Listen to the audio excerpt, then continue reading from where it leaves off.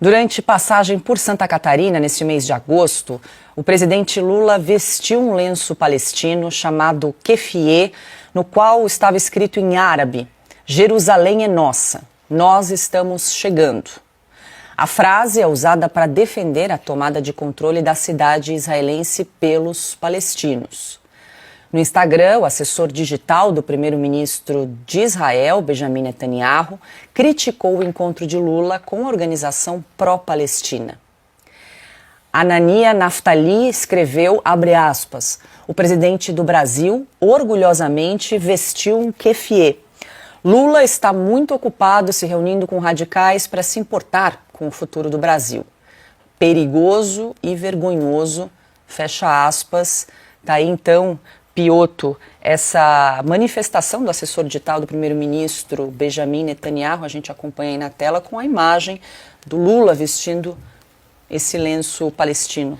Eu até sugeriria a possibilidade de o Lula não saber o que estava acontecendo se ele já não tivesse tomado posição muito clara nesse conflito. Então, o lenço passa a ser só um adorno que agrava.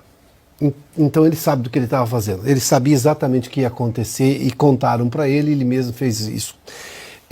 A pergunta é, por que insistir nisso? O Lula colocou o Brasil, nesses últimos conflitos, o Lula colocou o Brasil sempre do lado errado da história. Vamos lá, os 3 ou 4 mais recentes. Começo pela guerra na Ucrânia, a invasão da Rússia no território ucraniano. Ele equivaleu a condição da Ucrânia invadida, ele fez uma falsa equivalência, entre a condição da Ucrânia invadida da Rússia invasora.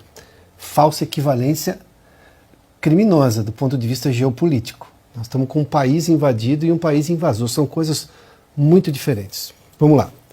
Aí vem o conflito de Israel. No conflito de Israel, ele demora a ser realmente solidário aos israelenses que tiveram um ataque terrorista por terroristas do Hamas no seu território, centenas de pessoas sequestradas e mortas. Bom, o Lula conseguiu e vem com o discurso que, mas precisamos discutir uma situação para a Palestina. Este é o segundo assunto. O primeiro é uma solidariedade inalienável aos israelenses. Depois, sim, podemos discutir, mas não, ele começou a colocar em dúvida Israel, conseguiu ser persona non grata. Israel é um país que tem relações amistosas com o Brasil, históricas, mais que isso, relações comerciais importantes e estratégicas, parte de componentes de aviões da Embraer, uma das empresas mais sofisticadas do Brasil, são israelenses. Bom, começa por aí. Israel não negou ajuda ao Brasil sempre que o Brasil precisou. Vale lembrar de Brumadinho, por exemplo, do governo Bolsonaro. Mandou uma equipe especializada para tentar fazer o que era possível diante do tamanho da tragédia. Vamos lá, siga um pouco mais. Agora, recentemente, o que faz o Lula? Ele não consegue condenar a ditadura da Nicarágua, não consegue condenar a ditadura de Maduro na Venezuela. Insiste nessa tese, mas não é uma ditadura, ele é autoritário, mas não é uma ditadura. Ele coloca novamente o Brasil no pior lugar da história, do lado errado da história. Agora insiste nesse negócio. Usa um lenço que não deveria usar. Não faz sentido para um presidente da República. A diplomacia brasileira é famosa e respeitada no mundo porque ela soube, em boa parte de todos os conflitos do mundo, manter uma certa distância e uma distância inteligente justamente para poder atuar como mediador.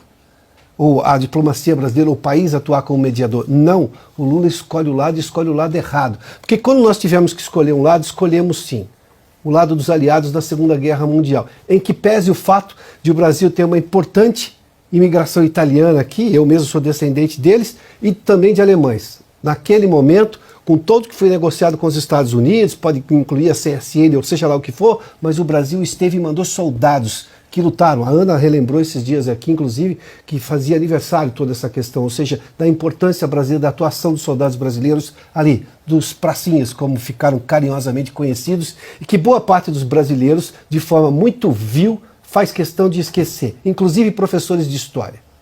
Alguns me contaram essa história, outros evitavam. E diretores de jornalismo também não contavam essa história nos jornais. Veio o governo Bolsonaro e começou a citar e fazer homenagem aos pracinhas. Volto só ao último ponto aqui para a gente encerrar esse assunto. O Lula insiste em colocar o Brasil no lado errado da história. Isso não vai ficar de graça, porque o mundo assiste um Brasil indo para o lado errado. Isso tem impactos diplomáticos, a Ana fez menção há pouco. Uma mudança de governo nos Estados Unidos vai gerar repercussão. Óbvio, nós estamos falando do Brasil, o maior país da América do Sul. Hoje o Brasil é menor, embora do ponto de vista de extensão territorial seja maior, mas diplomaticamente é menor do que era em relação às relações aqui no continente pelas escolhas do Lula. E tem também problemas econômicos. O investidor vai colocar dinheiro num país, vai olhar para o país desta maneira, que faz escolha errada na Ucrânia, escolha errada em Israel, escolha errada aqui no continente. Esse é o drama brasileiro, do Brasil e da diplomacia sob Lula, não dos brasileiros.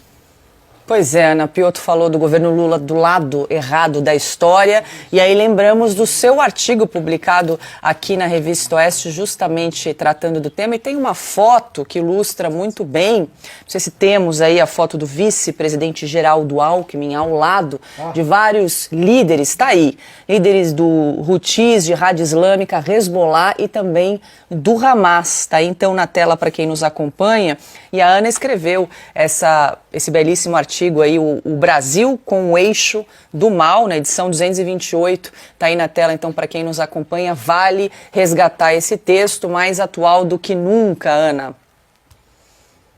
Pois é, Paula, lembrando, gosto muito de lembrar de uma, né, comentei ontem aqui de uma assinante que disse a Revista Oeste é de fato um cartório, porque tanta coisa vai acontecendo no mundo também.